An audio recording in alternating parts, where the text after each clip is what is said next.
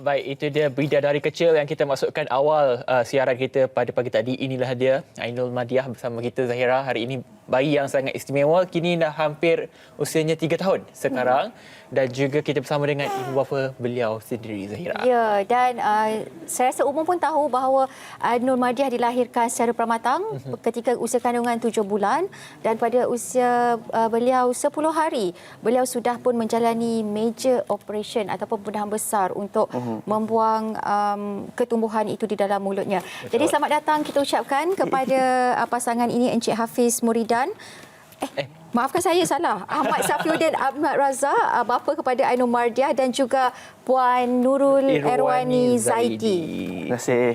Kita panggil Encik Safi dengan Puan Wani lah, boleh ya? Boleh, Juga adik Ainul kat sini. Baik, kita dah tayangkan kepada anda satu klip untuk kita tunjukkan perjalanan Ainul Madiah, sebab pembedahan ini berlangsung di United Kingdom, di London. Bukannya satu tempat yang dekat, perjalanan dalam kapal terbang pun mengambil masa 14 jam.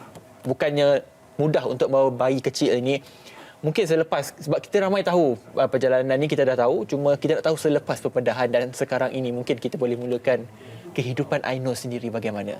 Okey, so untuk kehidupan Ainul sekarang, kita nampak, saya rasa ramai yang follow kami dekat Facebook, so nampak perkembangan dia sangat-sangat positif. Dan kalau kita tengok, Ainul ni memang sangat-sangat lasak dan aktif. Berbeza dengan keadaan dia sebelum pembedahan, dia memang kalau kita tengok flat, dia tak bermaya, tak ada tenaga. Sangat-sangat berbeza lah, 100% bertukar. Dengan kita tengok Ainul sekarang, dia pun dah semakin ceria. Kalau kita tengok dulu kan, kita sendiri tengok pun kita tak sanggup nak tengok kan. Betul. Tapi hari ini Alhamdulillah, kuasa Tuhan, Allah izinkan Ainul hari ini dapat kembali normal seperti kanak-kanak yang lain. InsyaAllah. InsyaAllah pada bulan 8 nanti akan masuk usia 3 tahun. Ya, kan? betul. Dan juga semestinya seorang ibu banyak menghabiskan masa bersama dengan anak beliau. Jadi selepas semua yang terjadi hampir 3 tahun ni, bagaimana kehidupan Puan Erwani sendiri? Okay, selepas dia dapat Ainul Madiah, masa mula-mula tu kita macam, kami berdua memang terkejutlah dengan kelahiran Ainul Madiah. Lepas tu bila dia dah kembali sihat seperti ni, saya menjalani kehidupan seperti biasa. Kita macam buat macam biasa lah, mandikan, kita bagi dia makan, kita bagi dia susu. Lepas tu main dengan dia. Lepas tu tengok keletah dia setiap hari, berbeza-beza untuk setiap hari. Apa yang aktiviti-aktiviti dia buat setiap hari tu, Alhamdulillah saya pun bersyukur. Kuasa Allah daripada dia lahir sampailah dia sekarang yang macam ni. Alhamdulillah. 2 bulan di London. Ya. Pembedahan mengambil masa lebih kurang 5 jam. 5 jam. Untuk selesai ataupun membuang germ sel tumor itu sendiri. Kalau kita lihat tadi memang, boleh digambarkan sebesar mana sebenarnya ketumbuhan tu? Ketumbuhan tu dia waktu dalam MRI, dia daripada mulut ke depan yang kita nampak yang kat luar tu. Tapi ramai sebenarnya tak perasan, dia kat tepi sini pun ada. Oh. Kalau tengok betul gambar Ainul yang waktu viral tu, yang nampak kat luar kan, cuma yang kat luar mulut. Tapi bila yang perasan ataupun doktor ke yang tengok, ketumbuhan tu adalah daripada keluar mulut ni sehinggalah ke leher. So panjang lah. Panjang saya tak ingat berapa, tapi itulah waktu yang operation tu, kuasa Tuhan, kalau ikutkan memang plan Ainul ni dia akan belah daripada hidung ke atas sampailah ke bawah. Sebab waktu tu dia tak tahu lagi lokasi tu. Dan sebenarnya waktu MRI, doktor perasan kan kat sini kita ada satu salur darah yang besar tu kan. Saya tak pasti nama dia apa, tapi benda tu sangat-sangat risikolah. Sebab kalau terkena pisau sikit pun, kalau tertoreh ke apatah lagi terpotong. So mereka takut tak dapat nak berhentikan darah. Itulah risiko operasi pada hari itu. Itulah dia kematian. Maksudnya bila tengok daripada MRI dan diorang semua aware yang dekat keliling ketumbuhan tu penuh dengan salur-salur darah yang sangat penting, yang daripada kaki hingga ke otak kan. Memang pentinglah, kalau benda itu tak ada, so boleh meragut nyawa lah. Tapi itulah kuasa Tuhan yang kita orang sendiri pun Alhamdulillah kita ucap terima kasih pada Tuhan. Bila je diorang buka daripada bawah ni, so kalau ikut plan asal, kalau bawah ni buka dan dia complicated, mungkin tim akan kopi atas. Maksudnya atas pula buka sampai ke bawah. Belah. Kalau ikut apa yang Dr. Maina bagi tahu, Dr. Maina ada dekat dalam OT. Kalau bahasa dia macam kalau bila buka tu macam kita tengok cerita Predator. Ya. Dia Akan buka. kepak, tu. dia belah rahang ni, and then kepak, buka ke dalam. So memang kalau kita tengok macam bukan manusia lagi lah, sebab dah lain daripada lain. Tapi bila dia buka tu lah, itulah yang saya cakap satu keajaiban. Bila dia buka, satu ketumbuhan tu terbelah dua. Dia bukannya one piece. Kalau ada MRI, dalam MRI tu nampak dia satu ketul, one piece. Tapi bila dia buka, rupanya dia terbelah dua kat tengah tu. Jadi proses untuk dia nak keluarkan tu mudah. Kalau sebelum ni, kalau nampak satu ketul tu, jadi diorang pun macam nak buang yang mana dulu. Sama ada kita, sebab diorang pun tak tahu sama ada boleh potong ke, tak boleh potong ke. Lepas tu dengan keadaan urat yang saya cakap, urat yang besar tu, tapi bila buka, nampak benda tu dua ketul, maksudnya ada dua.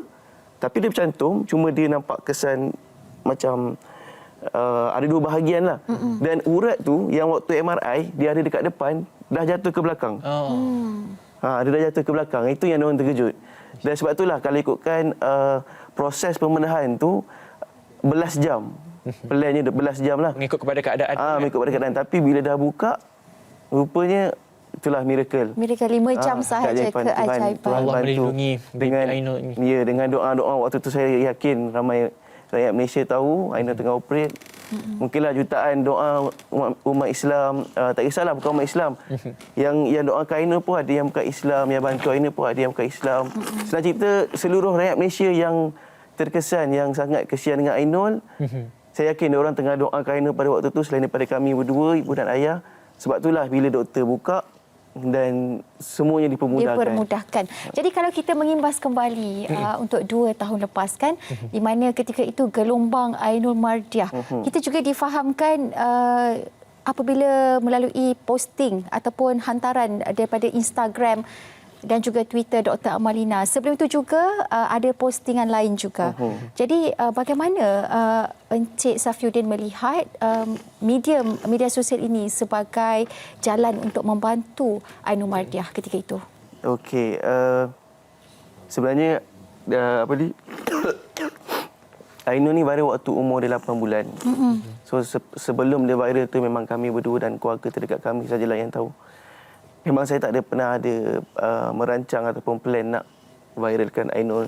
Sebab waktu tu saya masih lagi bekerja ke apa semua kan, saya boleh cari duit sendiri. Tapi itulah yang viralkan Ainul ni dalam family saya sendiri. Dan saya pun tak tahu tiba-tiba post tu tersebar. Sehinggalah dalam sekelip mata satu Malaysia pandang kat kami. So saya nampak impact media sosial ni waktu tu, kalau ikutkan saya memang tak nak viral, tapi impact dan kesan media sosial ni dalam sekelip mata saja dapat menggerakkan hati-hati manusia yang melihat ni dengan rasa prihatin, kesian terhadap Ainul. Dan waktu itulah rupanya jalan kami. Pada asalnya saya tak nak orang tahu, cukup keluarga saya tahu, mak ayah saya tahu, family saya je tahu. Tapi itulah apa yang kami doa-doa sebelum ni, cakap, ya Allah berikanlah kami jalan, tunjukkanlah kami, beri kami peluang untuk bawa Ainul rawatan ke apa kan. Itulah doa kami. Rupanya apa yang saya tak nak, itulah yang berlaku. Rupanya Allah nak gerakkan hati jutaan manusia dekat Malaysia ni dengan satu posting, punca satu posting, sehinggalah hari ni, sehinggalah kita tengok Ainul sampai ke tahap hari ni. Nampak ceria, nampak sihat. Tadi Ainul sampai pun dia dah sengih dah. Dia dah lambai-lambai dah. Dia kan dia nak balik belum lagi. Dia suka masuk sini kot. Nak tanya Puan Wani ni sebab ibulah antara individu yang paling penting untuk jaga anak, menyusu dan sebagainya. Tapi kalau kita lihat sekarang, Ainul nampak ada mesin di bawahnya. Mungkin boleh cerita apa sebenarnya yang saya dapat lihat di stroller Ainul ni? Okey, sekarang kita nampak Ainul tengah pakai tracheostomy. Okey, untuk macam budak-budak yang ada masalah pernafasan macam Ainul sebelum waktu dia lepas lahir, dia memang nadi dia stop sekejap waktu. So doktor try hard juga untuk bagi nadi dia berdenyut balik. So doktor terpaksa buat jalan pintas untuk tebuk kat leher dia untuk masukkan bypass udara lah untuk dia, bagi oksigen sekali. Okay, sampai ke hari ini Ainul masih menggunakan tracheostomy untuk bantuan pernafasan. Okey, mesin yang dekat bawah ni mesin untuk suction dia punya kahak. Okay. So setiap kali dia akan untuk macam Bila ada secretion. dia akan ada secretion lah. Memang orang yang akan pakai tracheostomy ni akan ada kahak. So mesin ni untuk menggunakan untuk sedut kahak dia lah. Sepanjang masa lah. Tapi dia tak selalu. Kalau macam kahak dia keluar baru kita sedut. Dia tak selalulah buat. So, dia akan pakai sampai usia besar lah nanti. Tak pasti. Tak pasti lagi. tak pasti. Tengok pada keadaan. Pada plan doktor. Plan doktor. Tadi Cik Safi bercakap berkenaan dengan dah tular itu, dah sampai kepada pengetahuan Dr. Amalina. Kita tahu Dr. Amalina ni bukan sebarangan orang, Zahira. Rakyat Malaysia yang berada di London sendiri mendapat perhatian ramai. Mungkin boleh cerita pengalaman pertama berjumpa dengan Dr. Amalina itu sendiri. Apa yang Dr. Amalina katakan kepada Ainul sendiri dan perasaannya bagaimana? Okey, masa kami mula turun je airport, Dr. Amalina dia tak tunggu ke airport sebab mungkin dia ada kerja waktu tu. Kita jumpa dekat hospital. So memang kami berdua memang first terkejut lah. Yelah tak pernah tengok depan-depan. Dan selalu dulu waktu kita orang kecil pun selalu nampak dia keluar berita kan, pelajar cemerlang apa semua kan. So kenal lah dia kan. Dia bila jumpa depan-depan tu first memang kami terkejut dan dia pun sambut kami dengan baik. Dia cakap, okey Safi dengan Wani sekarang ni masa untuk korang fokus.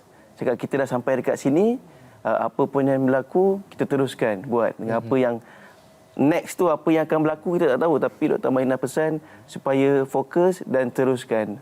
Itu sajalah. Jadi memang kalau tanya isteri saya pun happy dia dapat jumpa Dr. Amalina.